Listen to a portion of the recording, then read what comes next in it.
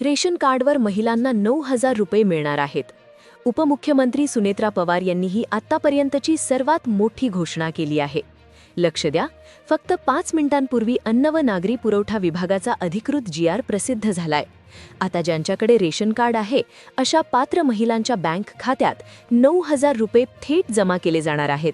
हा सरकारी आदेश तुम्ही स्वतः डोळ्यांनी पाहू शकता. तुम्हाला कदाचित विश्वास बसणार नाही, पण खुद्द सुनेत्रा पवार यांनीच ही माहिती दिली आहे.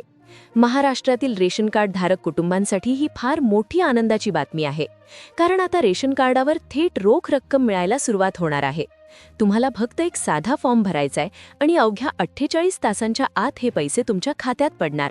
पण सावधान, जर तुमच्याकडे रेशन कार्ड असेल आणि तुम्ही या 4 अटींमध्ये बसला नाहीत तर तुमचे 9,000 रुपये बुडणार आहेत. सुनेत्रा पवार यांनी हे वचन दिले होते, ज्याची अंमलबजावणी आता प्रत्यक्षात सुरू झाली आहे. मात्र लक्षात ठेवा, हे 9,000 रुपये सरसकट सर्वांनाच मिळणार नाहीत. ज्या रेशन कार्ड धारकांकडे ही खास कागदपत्रे असतील आणि जे या नियमांचे पालन करतील त्यांनाच हा लाभ मिळणार आहे. सरकारने यासाठी काही कडक पात्रता निकष लावले आहेत. म्हणूनच आजच्या या व्हिडिओमध्ये आपण पाहणार आहोत की नेमकी पात्रता काय आहे, तुमच्याकडे कोणती कागदपत्रे हवीत, कोणते 4 नवीन नियम लागू झाले आहेत आणि पैसे येण्यासाठी नक्की कोणत्या बँकेचे खाते लागेल, याची सर्व माहिती तुम्हाला या व्हिडिओत मिळेल. हा विषय पूर्ण 9,000 रुपयांचा आहे आणि विचार करा, हे पैसे तुम्हाला दरवर्षी मिळणार आहेत. म्हणजे हे सरकार किमान 5 वर्षे तरी राहणार, तर तुमच्या खात्यात तब्बल 45,000 रुपये जमा होऊ शकतात. त्यामुळे हा व्हिडिओ चुकूनही मधून सोडू नका, अन्यथा तुमचे 9 नाही तर पूर्ण 45,000 रुपयांचे नुकसान होऊ शकते. तुम्हाला हे खोटं वाटत असेल, पण रेशन कार्डवर पैसे देण्याची प्रक्रिया आधीच सुरू झाली होती, ज्याचा फायदा अनेकांनी घेतला सुद्धा. कोणीही उघडपणे याच्या अटी सांगितल्या नाहीत, पण आता सरकारने पुन्हा एकदा अर्ज करण्याची शेवटची संधी दिली आहे आणि यासाठी फक्त 2 ते 3 दिवसांचाच अवधी उरला आहे. म्हणूनच व्हिडिओ पूर्ण पहा, कारण यामध्ये अर्जाची पद्धत, पात्रता आणि आतापर्यंत किती लोकांना पैसे मिळाले याची सर्व सविस्तर माहिती आपण पाहणार आहोत. आता जो नवीन GR आला आहे त्यावरूनच आम्ही ही माहिती देत आहोत, त्यामुळे ही पूर्णपणे अधिकृत बातमी आहे. आता नीट समजून घ्या, ज्यांच्याकडे रेशन कार्ड आहे त्यांना आता 9,000 रुपये मिळणारच. कालपर्यंत फक्त वावड्या उठत होत्या, पण आज GR आल्यामुळे यावर शिक्कामोर्तब झाले आहे. महाराष्ट्रातील करोडो नागरिकांना याचा थेट लाभ होणार आहे. यासाठी तुम्हाला फक्त एक अर्ज सादर करायचा आहे, जो तुम्ही स्वतः देखील भरू शकता. फॉर्म अचूक भरला की 2 दिवसांच्या आत तुमच्या बँक बॅलन्समध्ये वाढ झालेली दिसेल. राज्यातील सर्व 36 जिल्ह्यांमध्ये सरकारने हे आदेश धाडले आहेत. त्याची जी अधिकृत यादी आहे ती देखील तुम्ही येथे पाहू शकता. अन्न व नागरी पुरवठा विभागाचा मूळ कागद आपल्यासमोर आहे. आता रेशन कार्ड असलेल्या प्रत्येक गरजूला पैसे मिळणार आहेत. ही संपूर्ण माहिती शांतपणे समजून घ्या. कागदपत्रे कोणती लागतील, सरकारी नियम काय सांगतो आणि फॉर्म भरण्याची नेमकी पद्धत काय, तसेच हा अर्ज कुठे जमा करायचा हे नीट जाणून घ्या. कोणतीही गडबड करू नका, कारण फॉर्ममध्ये एक छोटी चूक झाली तरी तुमचे पैसे अडकू शकतात. केंद्र सरकारने पिवळे, केशरी किंवा पांढरे कार्ड असलेल्या लोकांसाठी एक महत्त्वाची सूचना जारी केली होती. तिचे पालन केले नाही तर पैसे मिळणे अशक्य होईल. त्यातच आता महाराष्ट्र सरकारचा हा मोठा निर्णय सुनेत्रा पवार यांनी जाहीर केला आहे. त्यामुळे तुम्हाला आता तातडीने एक काम उरकायचे आहे आणि त्यानंतरच योजनेचा फॉर्म भरायचा आहे. मनापासून ऐका, तुमच्याकडे सध्या रेशन कार्डाचा कोणता प्रकार आहे? तुम्ही कोणत्या रंगाचे कार्ड वापरता? रेशन कार्डावर तुम्ही धान्य नियमित घेता का? हे खाली कमेंट बॉक्समध्ये नक्की सांगा, कारण रेशन कार्डाबाबत एक काम तुम्हाला युद्ध पातळीवर करायचे आहे. हे 9,000 रुपये मिळवण्यासाठी जो फॉर्म भरायचा आहे तो कुठे मिळेल आणि 9,000 रुपये तुमच्या हातात कसे येतील हे मी पुढे सविस्तर सांगणार आहे. यासाठी तुम्हाला महत्त्वाची 5 कागदपत्रे तयार ठेवावी लागतील. एक अर्ज तुम्हाला नीट भरून द्यावा लागेल, तरच तुम्ही या मदतीसाठी पात्र ठरू शकणार आहात. राज्यातील 36 जिल्ह्यांतील जी गरीब जनता आहे, ज्यांच्याकडे रेशन कार्ड आहे, त्यांनाच ही मदत मिळणार आहे. आता पात्रतेचे 5 कडक नियम नीट ऐका. या अटी पूर्ण केल्या तरच या यादीत तुमचे नाव चढणार आहे. हा व्हिडिओ शेवटपर्यंत पाहिल्याशिवाय बंद करू नका. प्रत्येक मुद्दा खूप महत्त्वाचा आहे, कारण अर्जाच्या ठिकाणी थोडी जरी चूक झाली किंवा एखादा पुरावा राहिला तरी रेशन कार्डवरचे पैसे येणार नाहीत. अनेक दिवसांपासून या निर्णयाची प्रतीक्षा होती. सरकारने निवडणुकीच्या वेळी हे जाहीर केले होते, पण माहिती अभावी अनेकांना याचा लाभ घेता आला नाही, कारण अर्ज नेमका कुठे करायचा हे कुणालाच ठाऊक नव्हते. यासाठी पहिली अट काय आहे ते लक्ष देऊ नये का? पहिली अट म्हणजे तुम्ही रेशन कार्ड धारक असणं बंधनकारक आहे. त्यामध्ये पिवळे आणि केशरी या 2 प्रकारच्या कार्डांनाच प्राधान्य दिले जाणार आहे. दुसरी अट देखील महत्त्वाची आहे. आता अर्ज कोणता आणि कसा भरायचा, किती कागदपत्रे सोबत जोडायची हे मी शेवटी सांगणार आहे. त्याआधी पात्रता तपासून घ्या. तुम्ही जर या अटींत बसत असाल तर लगेच कमेंट करा. दुसरी अट अशी की तुमच्या कुटुंबाचे वार्षिक उत्पन्न 3 लाख रुपयांपेक्षा जास्त नसावे. ज्यांची कमाई 2.5-3 लाखांच्या मर्यादेत आहे त्यांनाच हा लाभ मिळेल. अशाच कुटुंबांना या योजनेचा फायदा दिला जाईल. आता 3 लाखांच्या आत म्हणजे 2 लाख किंवा 1 लाख उत्पन्न असेल तरी चालेल, पण त्यापेक्षा जास्त उत्पन्न असेल तर तुम्हाला कदाचित योजनेतून बाद केले जाईल. तिसरा नियम काय आहे तो डोळे उघडून ऐका. उत्पन्नाचा हा निकष तुमच्यासाठी अत्यंत कळीचा आहे. व्हिडिओ पूर्ण पहा, कारण अर्ज नक्की कोणत्या ऑफिसमध्ये द्यायचा आहे मी तुम्हाला पुढे सांगणार आहे. एकदा पात्रता स्पष्ट झाली की आपण लगेच फॉर्म कसा भरायचा त्याकडे वळूया.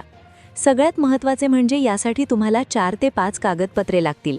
2026 या वर्षासाठी ही अगदी नवीन योजना आखण्यात आली आहे. तुम्हाला सर्व कागदपत्रे गोळा करून अर्ज भरायचा आहे आणि संबंधित सरकारी कार्यालयात नेऊन द्यायचा आहे. लक्ष देऊन ऐका. तुम्हाला जर या योजनेचे पैसे हवे असतील तर 4-5 कागदपत्र हाताशी ठेवा. 2026 सालासाठी सरकारने ही एकदम नवीन योजना आणली आहे.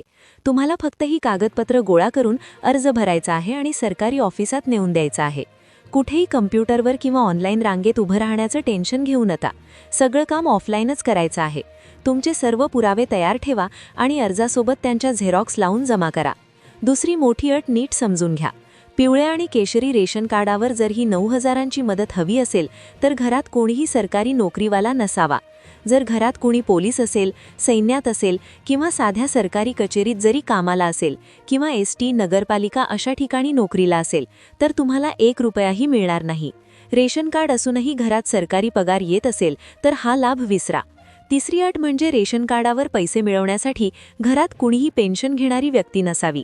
म्हणजे सरकारी कामातून रिटायर होऊन ज्यांना पेन्शन मिळते अशी माणसं घरात चालणार नाहीत. घरात निवृत्त सरकारी नोकर नसावा असा स्पष्ट आदेश सुनेत्रा पवार यांनी दिलाय. आता हे पैसे कोणत्या जिल्ह्यात आणि कधी मिळणार ती नीट सांगतो. कागदपत्र दिली की 2च दिवसात खात्यात रक्कम येईल. चौथी अट महत्त्वाची आहे. हे पैसे रेशन कार्डावरून मिळणार आहेत, त्यामुळे तुमचं रेशन कार्ड आधार कार्डला लिंक असलंच पाहिजे. नसेल तर रेशन दुकानात जाऊन KYC करून घ्या. आता कागदपत्र किती लागतील ते बघा. तुमच्या 7-12 उतार्यावर शेती 5 एकरपेक्षा कमी पाहिजे. 5 एकरपेक्षा जास्त जमीन असेल तर हा नियम आडवा येईल, हे पक्क लक्षात ठेवा. तसंच तुमच्या दारात कोणतीही 4-चाकी गाडी नसावी. तुमच्याकडे पिवळं केशरी कार्ड असूनही जर स्वतःची कार असेल किंवा कमाई जास्त असेल किंवा जमीन मर्यादेबाहेर असेल तर तुम्हाला काहीही मिळणार नाही. तालुक्याला जाऊन तुम्ही याबद्दल जास्त माहिती घेऊ शकता. आता फॉर्म कुठे भरायचा आणि कोणती कागदपत्र नक्की लागणार ते मी लगेच सांगतो. हा व्हिडिओ पूर्ण बघा, नाहीतर हातचे पैसे जातील. आता नीट ऐका. पहिलं मुख्य कागदपत्र म्हणजे तुमची ओळख, ज्यासाठी आधार कार्ड असणं एकदम सक्तीचं आहे.